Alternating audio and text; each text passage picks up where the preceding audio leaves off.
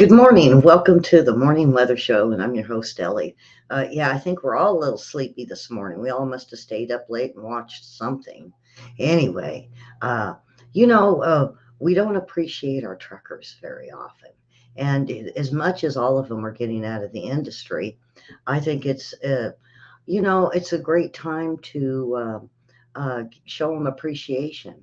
And I seen on this morning news that they said, of many are fleeing um, the trucking industry, and they don't see enough of the appreciation. And so it was asked, well, what can people do to show appreciation while you're on the road? And the gentleman said, one simple sign, and then the thumbs up. So if you see a trucker today, uh, you know, he'll honk back and give him the thumbs up. And that shows him your appreciation. He said usually kids do it, not many adults. So I think it's a great idea. So show your appreciation. Yep, I know I'm going to today, even in the stinky car. Ugh. I don't know if I'm gonna get that smell out. So, uh, and the weather, oh boy, I think it's nice all the way across the countries, but I'm zooming back into almost 100 degrees next week. So, yeah, the feel good weather isn't gone yet. So I'm gonna get on with Miss Davis. Boy, she had a full screen yesterday. I felt like, wow, what a great uh, change that they made for us. So, all right, here we go. I guess I better put it up. Yesterday I already had it up, and today I'm Here we behind are. We on made it. it to the end of the work week. Here's a look at your national forecast Oh, for she the didn't do it Northeast. today. Man, this is great forecast for your Friday. It doesn't get better than this. Now, for the Midwest, you're looking at a few showers in your forecast, mainly through Minneapolis. Down to the south, it is dry for the most part, except East Texas. So for Houston and Florida, it is going to be wet for you today. And out to the west, well, that cooler air is really taking hold and will stick through the weekend. Also, interior rain and snow. High elevation snow is going to be in the forecast, not just for Friday, but even Saturday as well. So take a look at those temperatures. 101 in Phoenix, though, so some areas will be typically hot. And down to the south on Saturday, we're looking at the same old story. That rain stays through Florida and Houston. You'll be wet as well. Now, that front pushes to the east on Saturday, and that is going to make for more showers pushing to the east. Des Moines, you'll be in the rain zone.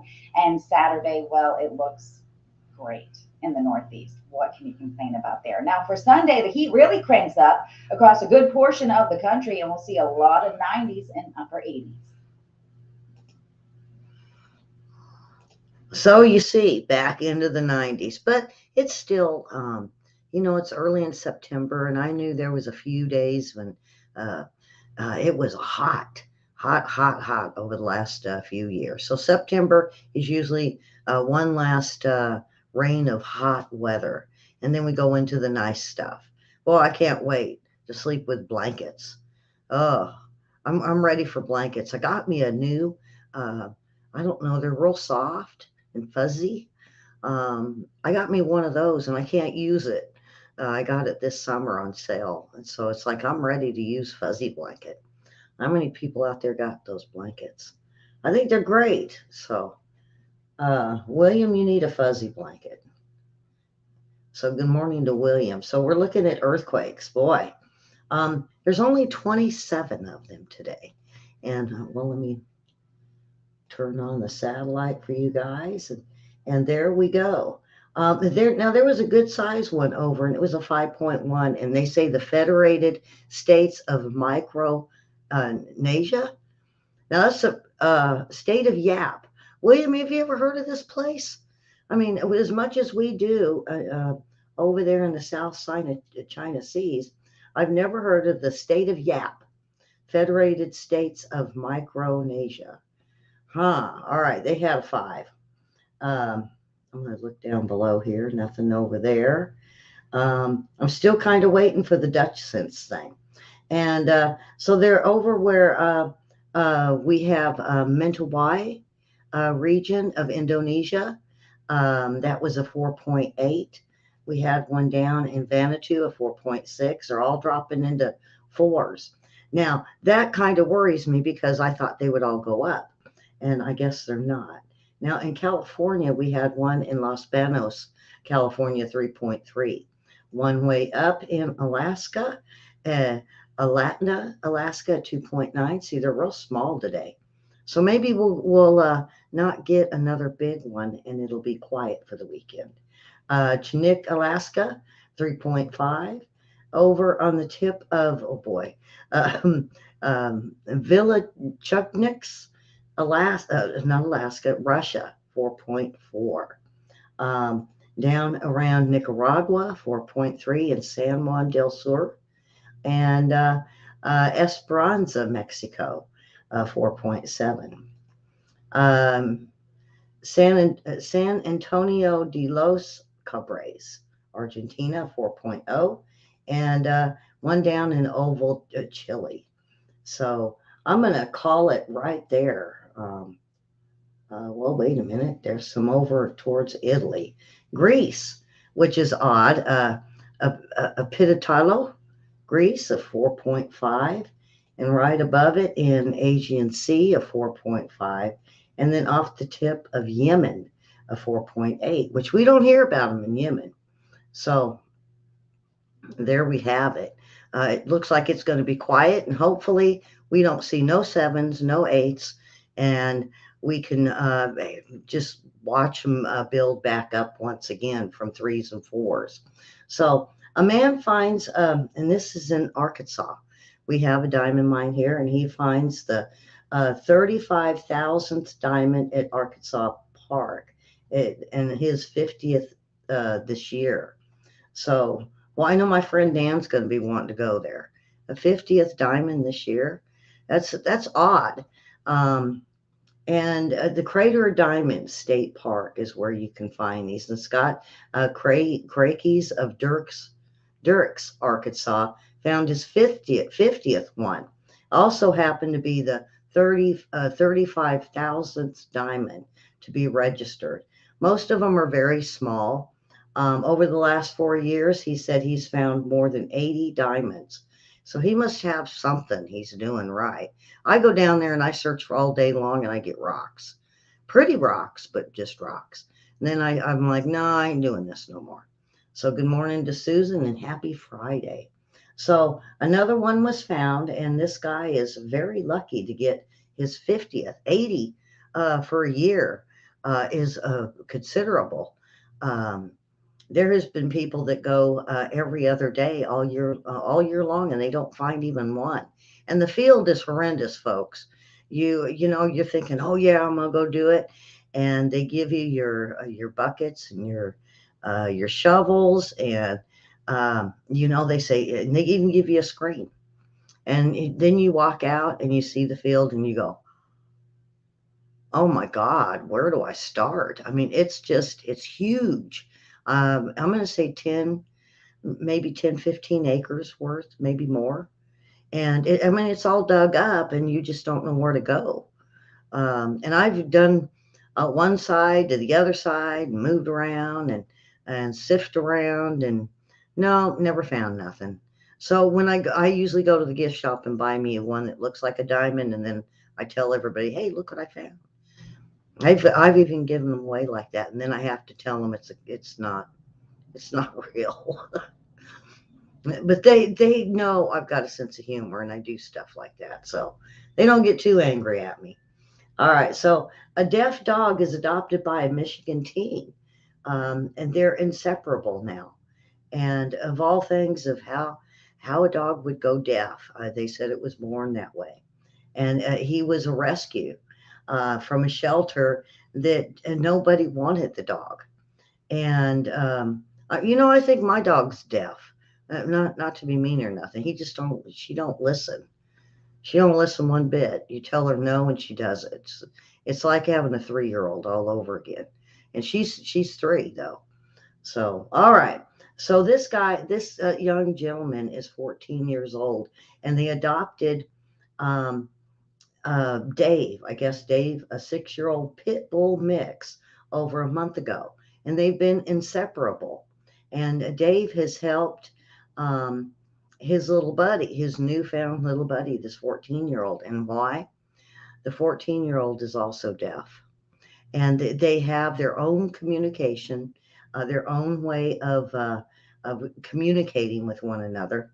And now she said the doctors discovered he had a kidney disorder called Alport syndrome, which affected his hearing. And now his hearing is gradually just almost gone.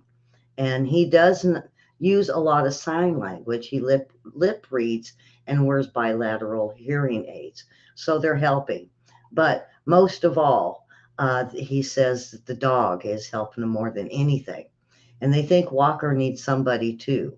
And it worked out perfectly. And even the doctors agree. And so when the family came in specifically to meet him, everyone at the shelter was very hopeful. And finally, this was his turn. And it ended up being a perfect match. And they said they're very thrilled and they love the dog. Um, so here we go. There's the two of them. Very happy. You know, a lot of people are very leery of pit bulls, folks. And I am. And you shouldn't be because you show a little fear, you're going to get the dog that gets upset or gets mean. If you raise these little pit bulls from puppies, they will be one of the most protective family dogs you'll ever have. Um, Rottweilers is the same way. I had a Rottweiler, and I raised him with my lab, and the he had no clue he was a Rottweiler. In fact, when the first time he seen himself in the mirror, I thought he was going to rip my mirror up. He was just so protective. Uh, and the thing with my Rottweiler is I taught him in sign language because whenever I tried to teach him as a puppy, the other dog would interfere and get in to get the snack or the treat for doing it, and he would do it right in front of him and push him out of the way. So I decided I would teach the Rottweiler in sign language. So I know this boy can do it because mine worked out perfect. He knew the sign for sit and lay down and stay and come, and I didn't even have to say a word. Now the only thing that we get him upset, well, he's the one I think I've told viewers about that I told I get him to sit and I say look up, look down, look all around, and he would look all over, and you say see my thumb, and he would look at your thumb and you say, gee, you're dumb. And he'd growl at you and show that little bit of one lip tooth thingy. And the only other thing that got him upset was I call him a poodle. Um, and he would get very angry at me and, bark at me like he wasn't a poodle. So, but give these dogs a chance. There are so many in the shelters right now. They're overflowing with puppies that are either Rottweilers or Pit Bulls. Get them small, folks. Get them small. All right, new bills. Oh boy. Um, this is new. There's a new bill that seeks to ban the sale of diet pills to children, and it's kids that are 15 and 16 years old, and they're going to definitely have to put a ban on dietary supplements for weight loss, over-the-counter diet pills under the age of 18 without a prescription.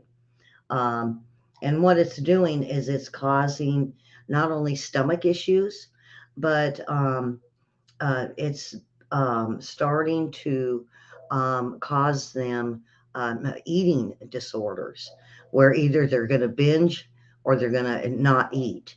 And so they said that they want to do this in between 2001 and 2016 because the American Journal of Public Health said that they examined the data of over 10,000 women, and it showed that young girls from the age of 15 up were starting to do diet pills. And then what they did with the study is over the years, they seen they had serious medical problems with stomach issues. So if you used them when you were in 15 and 16, those were, they say, some of the strongest diet pills. Let's see, 30 years ago, 30 to 40 years ago. And they said the observation, um, basically has proven, and then of course there's some that said no, the observation and association said it did not have any cause and effects. So it depends on the doctor and the eating disorder that these kids have and how soon they took them. um, you're driving. What are you watching and driving? That's hazardous for your car, especially if it's a EV car. All right, so um, boy, I might get done early today.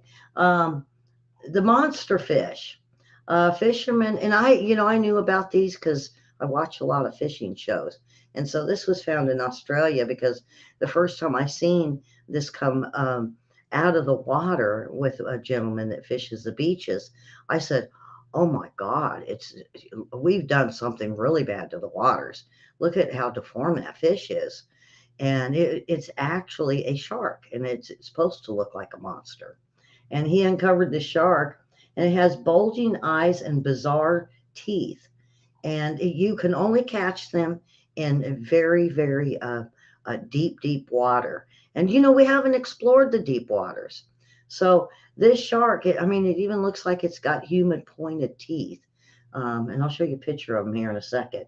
So the fisherman's freaky discovery of a shark was described of stuff of nightmares, and I would give you nightmares. And they found it in the very deep sea off Australia, uh, with protruding white mouth and seriously pointed nose, and these super weird white teeth. Um, and this was caught around Sydney, and it has baffled quite a few fishermen for quite a few years. Now they said this guy caught it in 2,000 feet of water, so that's pretty deep. And the horror shark um, went after one. Went after a kid of 11 years old on the beach, and that was the last one that was caught. And they thought the same thing I did, that something in the water deformed this shark. But come to find out, it is an actual shark. So here, I'll show you guys this guy.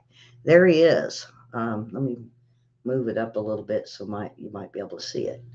All right, see those little pearly white pointed teeth? Scary, but that's it.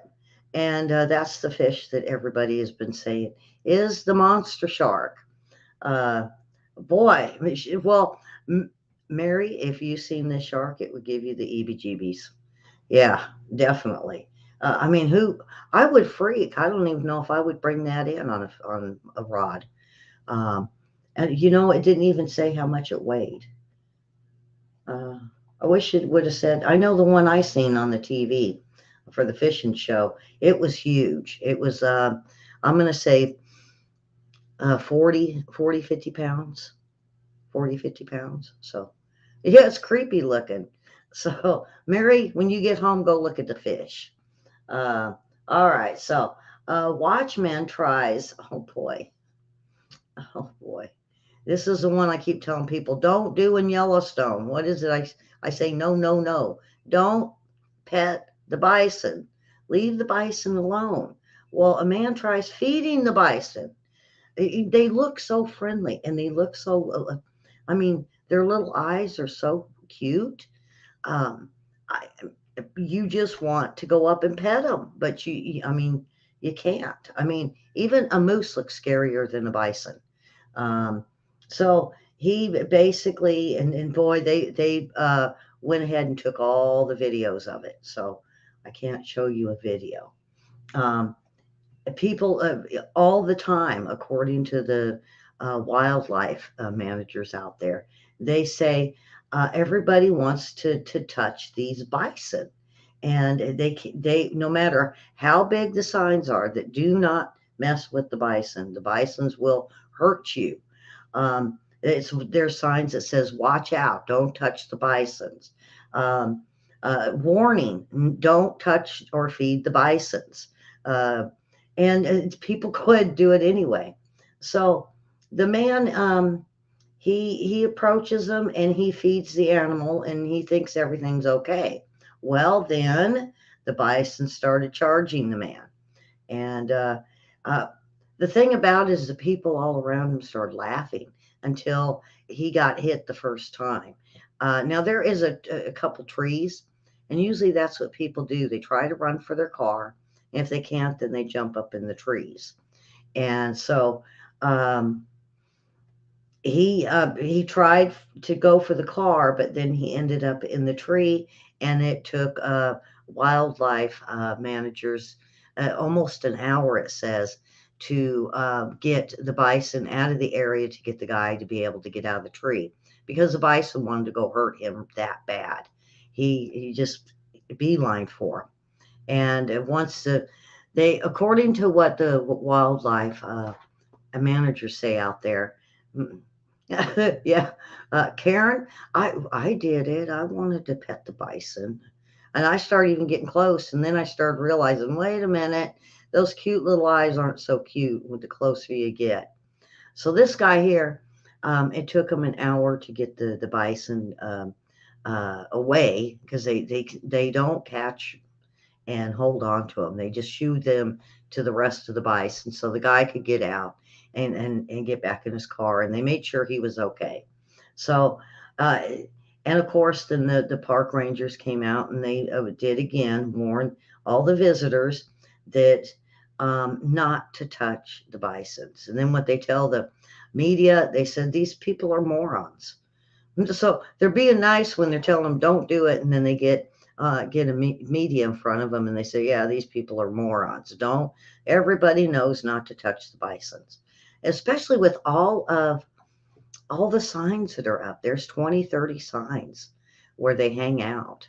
Um, yeah, you admire this from afar, and all this is going to do is they're going to have to cage them up or fence them to where you can only see them through the fence. And it's just because everybody seems to think these are friendly little critters. All right. Um, so I'm going to get on with the funny list, Road to Enlightenment today. Um, this is a road to enlightenment.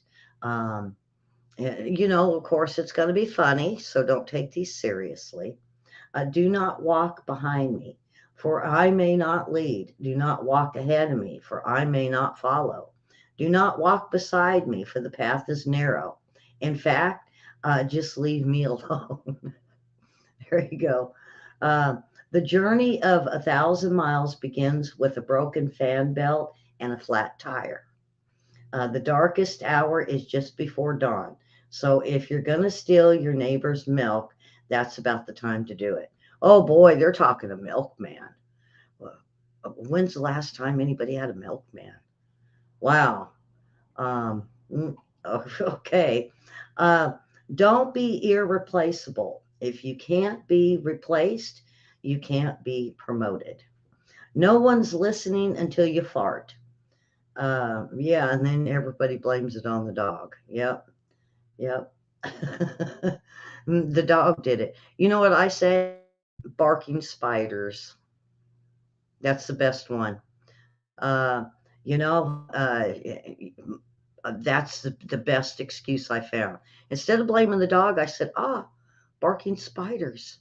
It's a good one. It's a good one to use. Try it. All right. Always remember you're unique, just like everyone else. Never test the depth of the water with both feet. If you think no one cares whether you're alive or dead, try missing a couple of mortgage payments. Yeah, or your credit card payments, or heck, even the bill for the doctor. The doctor's office is worse. They'll call you every day. And then they send you to the credit people, and then they call you every day. All right. If first you don't succeed, skydiving is not for you.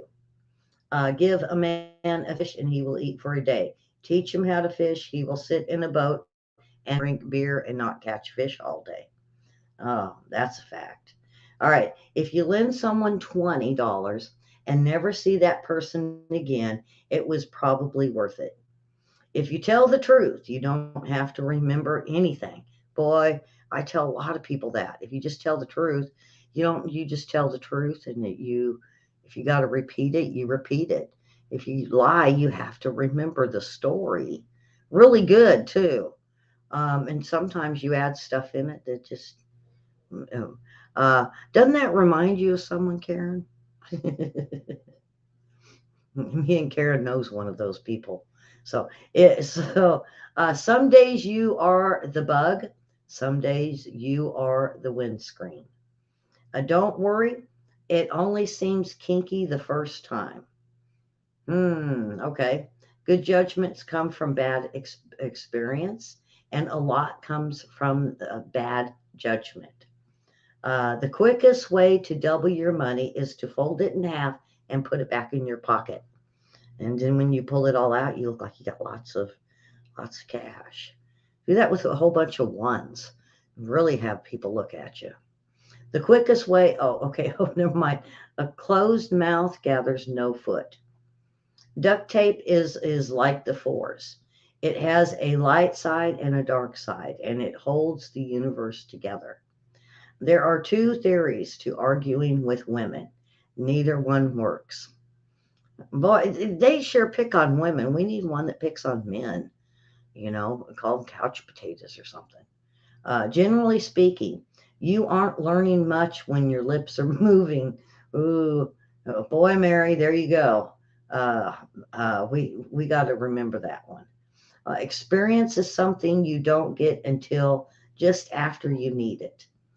All right, oh boy. Um, Now this one here is the list is a lifetime to learn. Never under any circumstances take a sleeping pill and a laxative on the same night. If you have to identify in one word the reason why the human race was not achieved and will never achieve its full potential, that word would be meetings. Huh. Okay, I'm just going to go on. I think I'm tired today. I'm not getting these things. There's a fine line between hobby and mental illness. Oh, oh boy. Yeah, you get to knitting and you can't stop. And then you go buy more yarn and you can't stop. And so then you buy lots of yarn and you still can't stop. Yeah, oh yeah. No one, I don't think anybody's hobby's ever been cooking because I mean, you can only eat so much before you're full. So, um, all right. You should not confuse your career with your life. Oh, mine mingle all the time, huh, Karen? It just, and Mary, they know. Uh, I think I talk business, personal life, and kids, and more business and more news, and it just mingles together. Yeah. Uh, all right. No matter what happens, somebody will find a way to take it too serious. That's a fact. Yep. When trouble arises and looks bad, there's always that one individual who perceives the solution and is willing to take command. Very often, that person is the crazy one. Hey, Nick. Uh, no, no, I did not. It was barking spiders. Huh. There you go. And plus, mine don't stink. They smell like perfume. Yeah, I wear so much perfume, it just smells like perfume. And then the barking spiders get to going. Yeah, yep. I think they cough. That's what the noise is. Coughing spiders. All right. Glad you found us, Nick. Yeah, they took us out over there on two. And I'm trying to figure out for how long. They're not telling me again. So we're guessing. We're guessing. Nobody cares if you can't dance well. Just get up and dance and do the wiggle. Nobody cares because why? Because they're worried they can't dance either. Boy, that's something to tell a kid because kids always say, I can't dance. I can't go to the dance. I don't know how. Well, yeah, right there. That's a good one. All right. A person who is nice to you but rude to the waiter is not a nice person. I like this one. It goes with the eating. Never lick a steak knife. Karen, don't do it. Never lick a steak knife. Oh, yeah. Who does that? Okay. Take out the fortune before you eat the cookie. Well, I thought you're supposed to eat the fortune for it to come true. Oh, yeah. All right. You should never say anything to a woman that even remotely suggests that you think she's pregnant unless you can actually see the baby emerging from her. Um, and last of all, the last one is your real friends still love you anyway. Yep, Karen still loves me no matter what I do. Huh, Karen? Boy, she's seen me do some weird stuff. Just all in what one weekend. I went from the lows to the highs to the lows to the uh, telling someone to get their finger out of my face. I don't like fingers in my face, huh, Karen? So, with that, that is it. Boy, we ended early today. We do have three shows though today. We got one coming up in 30 minutes, and we also have corruption files tonight for those that are new. Um, just get up and move your feet to the beat. I don't think I've ever gotten stern with Karen. Karen, I think, got stern with me one time. Yeah, I don't know. Did I laugh at you, Karen? I don't know. Uh, no, well, I did what everybody should do. When you got someone that's in your face and sticking their finger in there, and you're just done with them, you just turn around, and walk away. But make sure you watch your back because sometimes they'll hit you, or they'll kick you in the middle. Yeah, they do all kinds of stuff when you turn your back, and that's what I say. And it has worked. I can't remember who told me about it, but a very, very long time ago, someone told me just turn around and walk away.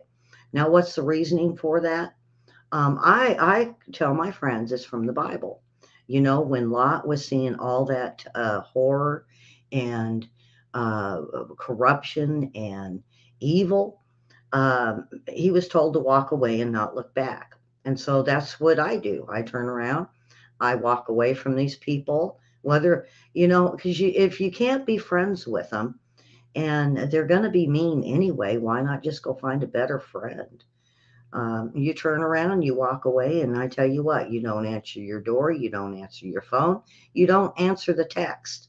Just go and leave them alone. They'll eventually quit, folks. So, all right, folks, that is it for today. And we don't, there is no morning weather show tomorrow for those that are new, but I do invite you to play trivia with us tomorrow night. I'll be back with the morning weather show on Tuesday. So, and I've been asked by news people, why don't I do a morning show or news on Mondays? I use Mondays for appointments, and I talk to people on the phone, and I get all my business taken care of on Mondays because you can't do it on Sundays sometimes. So, all right, with that, folks, you all have a very nice day, and we will see you in about 30 minutes. And if not, we'll see you tonight or tomorrow for trivia. You guys have a wonderful Friday. And if I don't see you till Tuesday, have a blessed weekend. So bye-bye, folks. No, you've been a good friend, and that's in the thick and thin. And I know it's never gonna end.